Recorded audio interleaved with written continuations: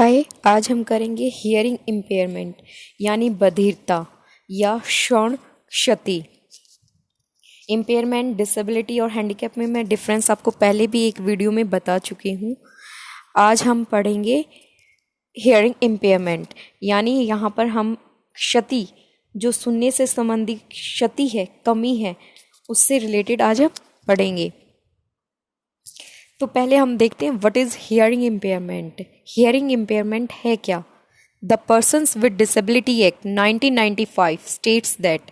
यहाँ पर हम डेफिनेशन जो पढ़ रहे हैं वो जो लीगल डेफिनेशंस है वो पढ़ रहे हैं, और हमारे एग्जाम पर्पज से ये जितनी भी डिसेबिलिटीज़ हैं, इम्पेयरमेंट हैं, इनकी जो लीगल डेफिनेशन है वो करना हमारे लिए मस्ट है। तो यहाँ पर पर्सन्स विद डिसेबिलिटी एक्ट के अकॉर्डिंग हियरिंग इम्पेयरमेंट क्या है वो देखते हैं। Hearing impairment means loss of 60 decibels और more in the better ear in the conversational range of frequencies. जो हमारी संप्रेषण की, बातचीत की से रिलेटेड जो भी फ्रिक्वेंसीज होती हैं एक अच्छे बेहतर कान में, उसकी जो क्षति है उसमें 60 डेसिबल से कम ही ज़्यादा कम होना हियरिंग इम्पेयरमेंट है। 3 aspects emerge from this definition, और इस जो डेफिनेशन है जो पर्सन्स विद डिसेबिलिटी एक्ट 1995 ने दी है उसके अकॉर्डिंग कुछ यहाँ पर एस्पेक्ट्स है जो उभर कर आते हैं जिनको हमारे लिए समझना बहुत ही ज़्यादा ज़रूरी है। उनमें फर्स्ट है hearing loss in the better year. यहाँ पे जो डेफिनेशन में दिया गया कि hearing impairment in the better year मतलब क्या है ये? Like the difference in I site in both eyes, hearing levels differ in both ears. The definition directs us to consider hearing loss in the better ear. इसमें जो difference, जैसे दो आँखों की देखने की क्षमता में जो कमी होती है उनमें डिफरेंस लिया जाता है, ऐसे ही जो हियरिंग लेवल्स हैं वो भी अलग अलग दोनों कानों में डिफ़र करते हैं।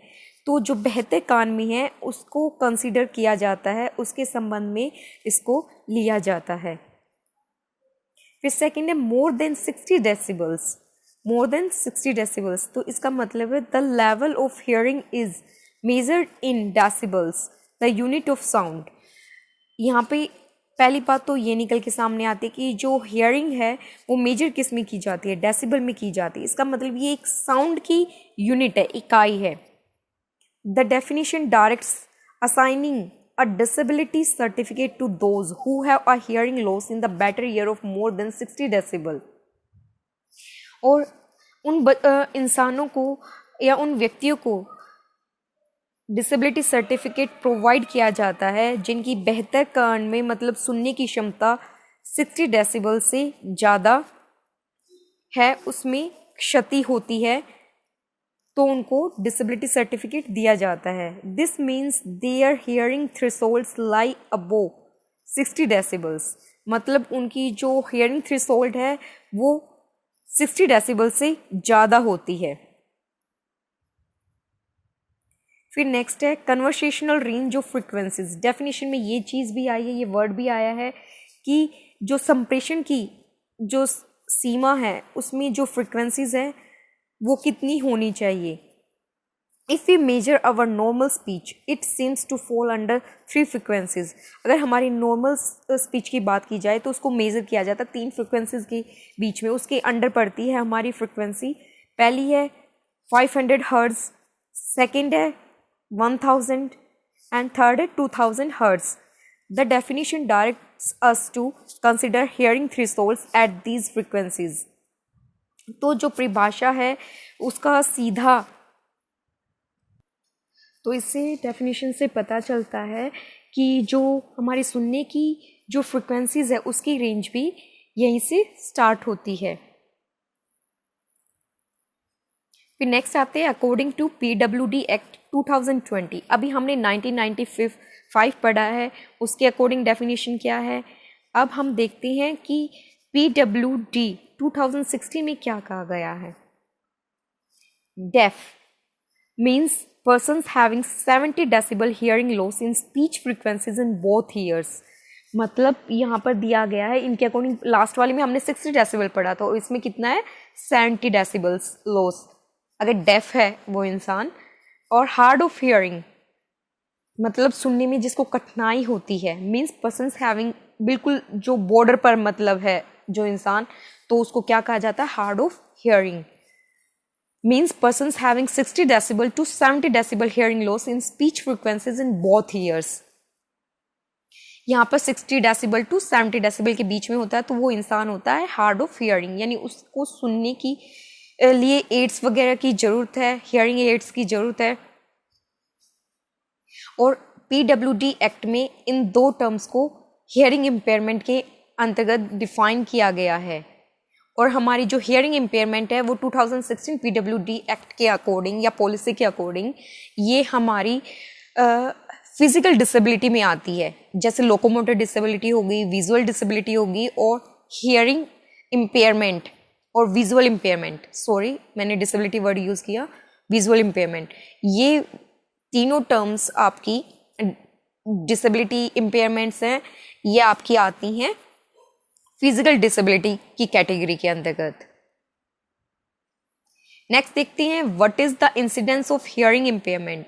हियरिंग इम्पेयरमेंट का इंसिडेंस क्या है, मतलब इसकी ये कितने लेवल पर है इंडिया में। एज पर NSSO 2002 report, there are about 3 million children age between 0 to 6 in the country. यानी जो नेशनल सर्वे ऑफिस है, सैंपल सर्वे ऑफिस है 2020, उसकी रिपोर्ट के अकॉर्डिंग 3 मिलियन चिल्ड्रन है हमारी कंट्री में जिनको हियरिंग इम्पेयरमेंट है, और उनकी एज कितनी है, 0 to 6। It is estimated that about 0.2% of the population have hearing impairment। और ये एस्टिमेट लगाया गया है कि जो टोटल पॉपुलेशन है उसका 0.2% पॉपुलेशन है वो हियरिंग इम्पेयर्ड है। With this calculation we have more than 3 lakh children in our country having hearing impairment in that age range. Okay, मतलब वहाँ पे वो टोटल इस रेंज में बच्चे हैं इंडिया में 3 मिलियन, लेकिन उसमें से कम जो 3 लाख बच्चे हैं इस एज रेंज में जो 0 to 6 है, उसमें 3 लाख बच्चे हैं जिनको हियरिंग इम्पेयरमेंट है। Over 21,000 children are said to be born with deafness every year. मतलब इन 3 लाख बच्चों में से भी लगभग 21,000 जो बच्चे हैं वो डेफनेस के साथ पैदा होते हैं। One of the other reports say that at least 1 in 750 Indian children is born hearing impaired। और एक रिपोर्ट के अनुसार ये भी कहा गया है कि कम से कम 750 बच्चे इंडिया में हियरिंग इम्पेयर्ड पैदा होते हैं। अब देखते हैं जो हियरिंग इम्पेयरमेंट है हमारे, उसके लिए हमें ये समझना भी ज़रूरी है कि जो सुनने की हमारी प्रक्रिया क्या है, कैसे हमारे जो सुनने की प्रक्रिया है वो काम करती है, हम कैसे किसी चीज़ को, अपने आसपास की साउंड्स को सुन पाते हैं। The year is the sense organ that helps us here and communicate with others. जो कान है हमारी सेंस ऑर्गन्स होती हैं जो हमारी सुनने में और दूसरे इंसानों से कम्युनिकेट करने में हेल्प करते हैं। It is quite often described as a masterpiece of biomedical engineering। और साथ ही ये कहा गया है, इसको ऐसे डिस्क्राइब किया गया है, इसका वर्णन ऐसे किया गया है कि ये एक मास्टरपीस है बायोमेडिकल इंजीनियरिंग का। The human auditory system is broadly divided into 2 main parts. और जो ह्यूमन ऑडिटरी सिस्टम है, जो सुनने का सिस्टम है, वो मुख्यतः 2 भागों में, मेन भागों में डिवाइड है। The year and the auditory और न्यूरल पाथवे। एक तो कान हमारा और दूसरा जो सुनने का और न्यूरल पाथवे है वो। ये यहाँ पे एनाटॉमी ऑफ ईयर दी गई है, स्ट्रक्चर दिया गया कान का, इसके पार्ट्स दिए गए हैं। जैसे यहाँ पर ये दिखाया गया, आउटर ईयर है, ईयर कैनाल है, पिन्ना है, टिम्पेनम है जिसको ईयर डम बोलते हैं, ये मिडल ईयर है, ये मिडल ईयर के पार्ट्स हैं। मेलस है जिसे हम हैमर भी बोलते हैं, इनकस एनविल बोलते हैं, ऑर्गन्स ऑफ बैलेंस हैं, स्टेप्स, इनर ईयर है, फिर इनर ईयर का पार्ट है कॉकलिया जिसे बोलते कॉकलिया भी बोलते हैं, फिर है nerves to the central auditory system and brain, eustachian tube भी है। फिर पार्ट्स देखते हैं ईयर के क्या हैं। मुख्य जो पार्ट है उसमें क्या है, आउटर ईयर है, मिडल ईयर है, इनर ईयर है। फर्स्ट ऑफ ऑल हम देखते हैं आउटर ईयर, जो बाह्य कान है, कर्ण बोलते हैं जिसे हिंदी में। द एक्सटर्नल और outer ear is the outer most portion of the year that consist of two parts.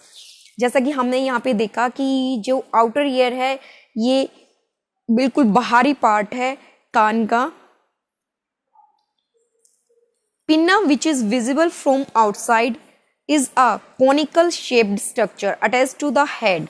यहाँ पे दिया गया है कि इसके जो दो पार्ट हैं आउटर ईयर के, ये पिन्ना है, इसके बारे में बताया गया है कि ये एक विजिबल पार्ट है आउटसाइड, जैसे कि आप यहाँ पे देख सकते हो एक विजिबल पार्ट है और इसकी शेप दी गई है, कोनिकल शेप है जो कि सिर के साथ अटैच्ड है। Pinna connects the sound waves coming from different directions and funnels them into the external auditory canal।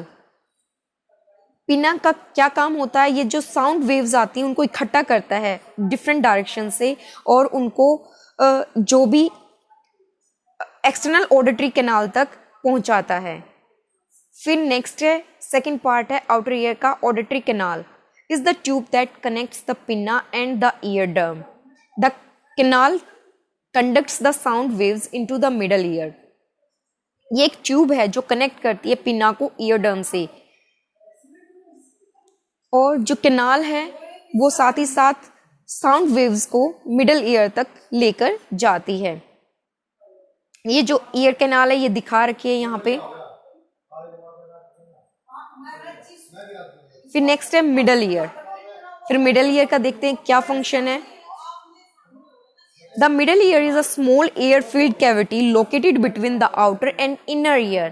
जो middle ear है एक छोटी कैविटी है जो एयर से फिल्ड है और जो कि इनर ईयर और आउटर ईयर के बीच में पड़ती है।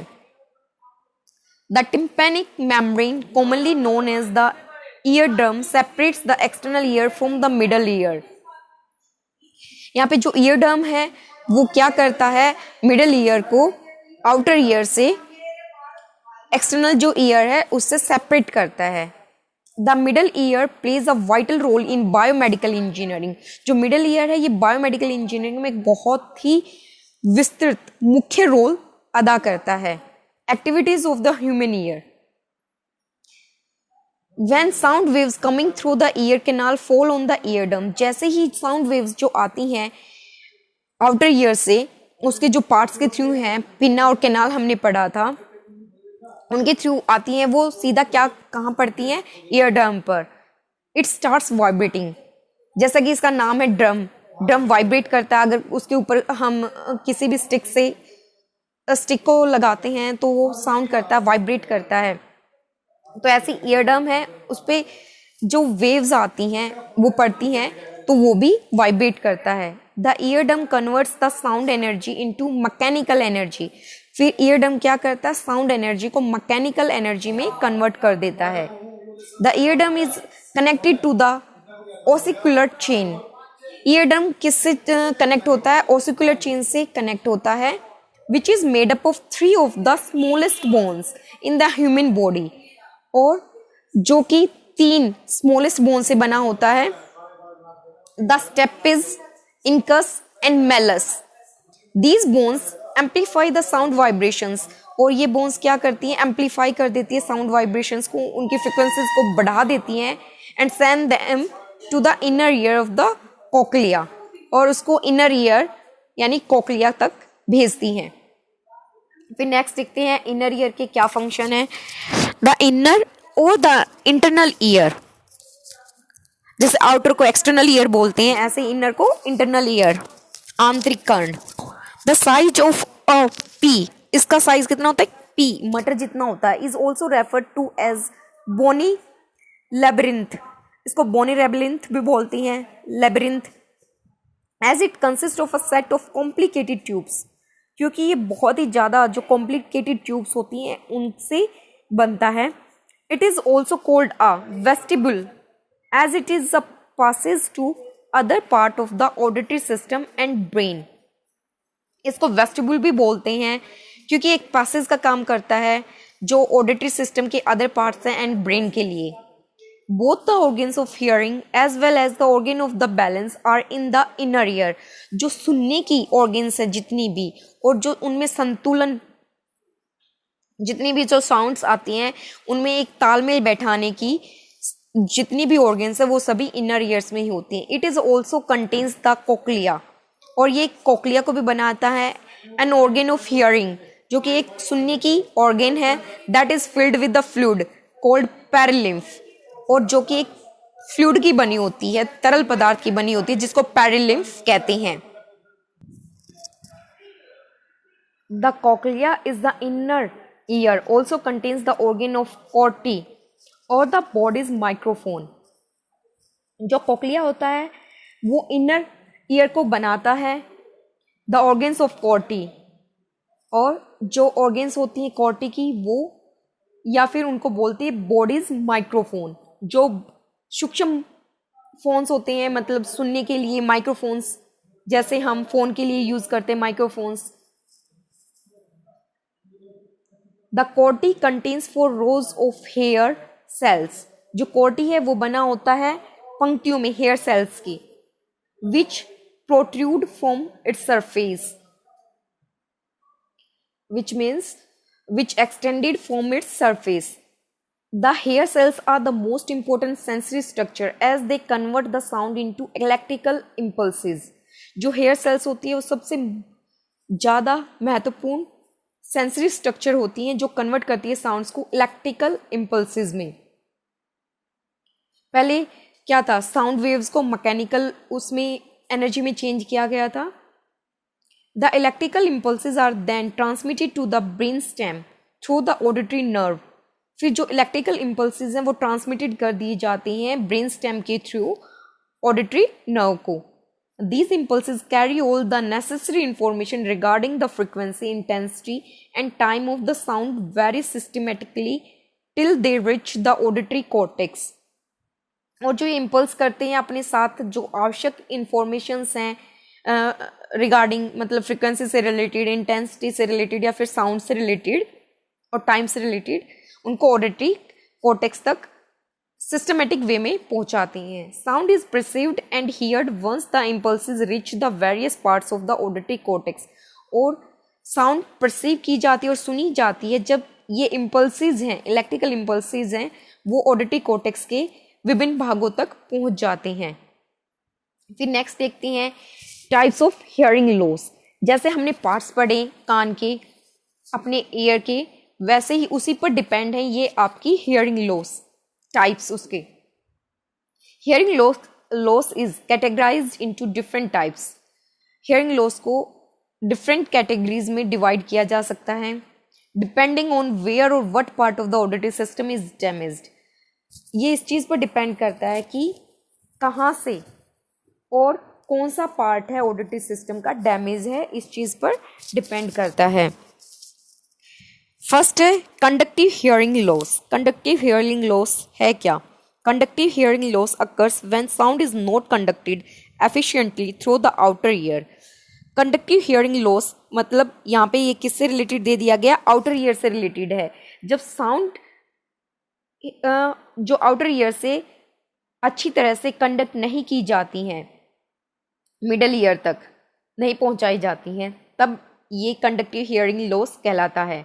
This means condition whereby there are any problem in the ear canal, for example wax or foreign body in the ear, and or any problem in the middle ear, for example. यहाँ पे दिया गया है कि जब outer ear का जो part था ईयर कैनाल, उसमें अगर कोई दिक्कत आ जाती है, एग्जाम्पल के लिए जो वैक्स है कान में जो वैक्स बनता है ईयर कैनाल में, या फिर कुछ और अदर बॉडी हमारे कान में चली जाती है, जैसे कोई मक्खी चली गई, मच्छर चला गया, उसकी वजह से भी मिडल ईयर तक साउंड को कंडक्ट करने में दिक्कत होती है। या फिर परफोरेशन यानी होल हो जाता है इन द ईयरडम, यानी मिडल ईयर का जो पार्ट है ईयरडम में होल हो जाता है, तो भी कंडक्टिव हियरिंग लॉस हो जाता है। Conductive hearing loss usually involves a reduction in sound level. जो कंडक्टिव हियरिंग लॉस है वो सामान्य तौर पर साउंड लेवल में कमी दर्शाता है, और द एबिलिटी टू हियर फेंट साउंड्स, या फिर फेंट साउंड सुनाई देती है हमें, धीमी धीमी आवाज़। This type of hearing loss can often be medically और सर्जिकली करेक्टेड। और जो ऐसा हियरिंग लॉस है कंडक्टिव हियरिंग लॉस, इसको सर्जिकली ठीक किया जा सकता है या फिर मेडिकली दवाइयों के थ्रू भी इसको ठीक किया जा सकता है।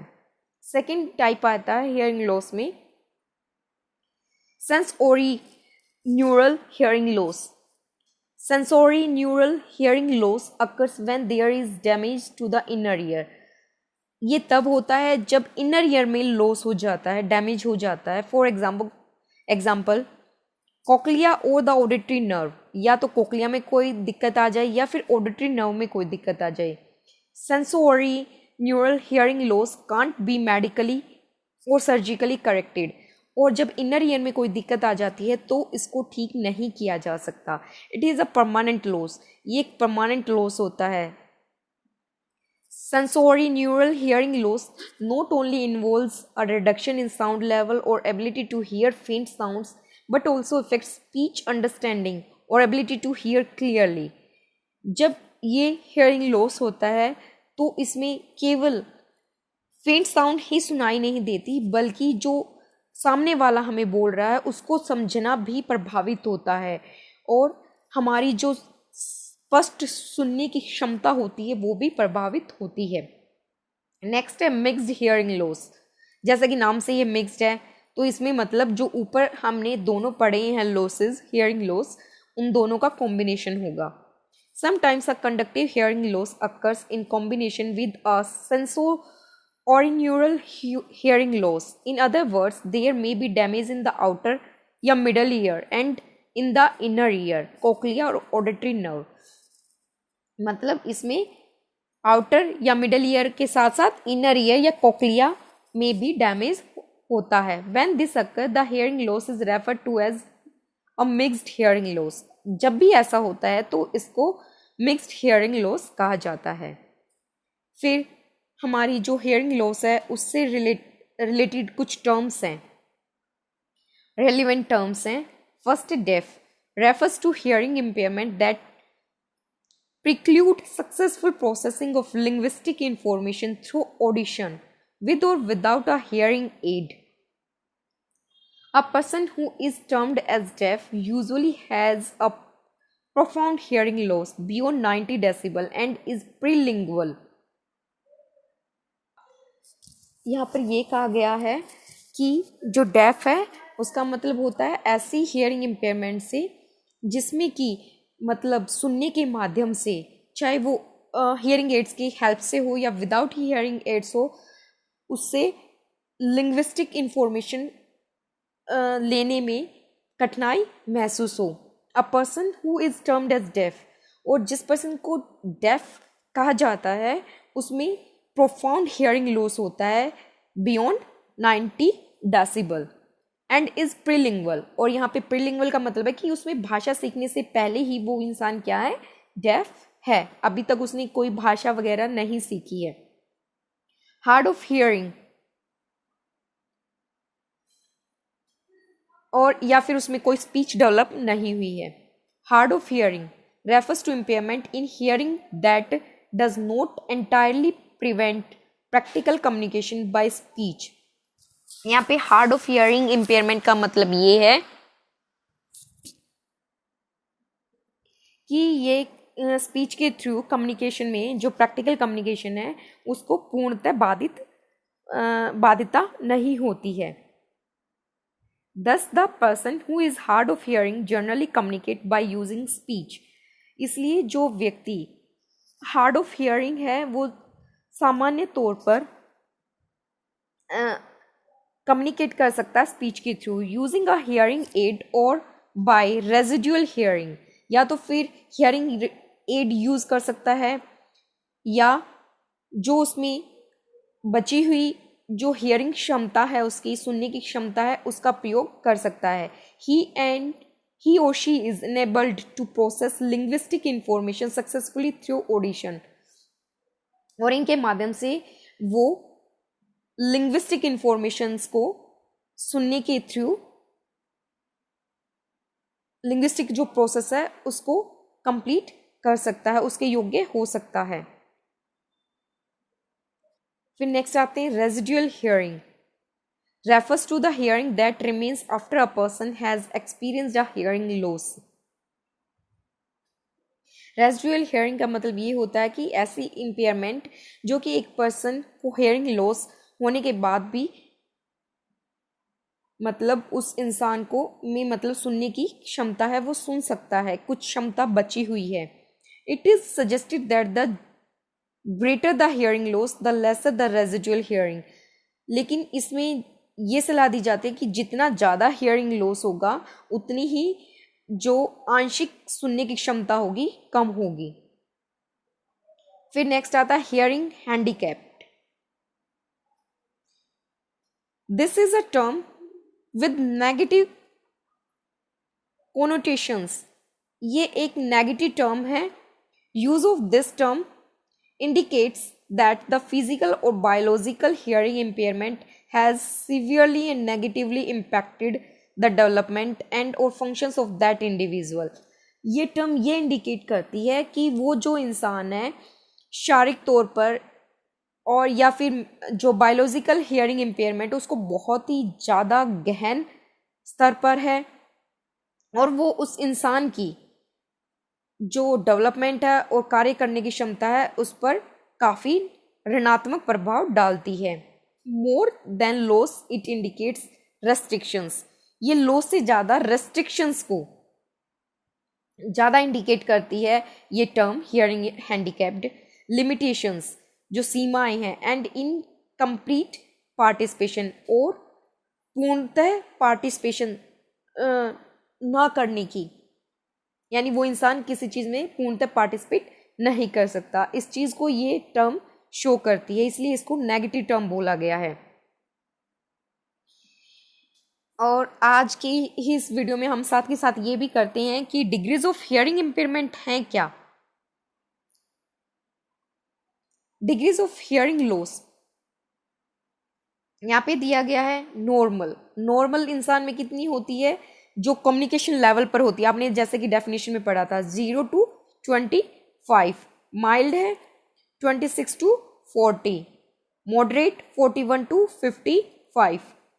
Moderately severe 56 to 70. Severe 71 to 90.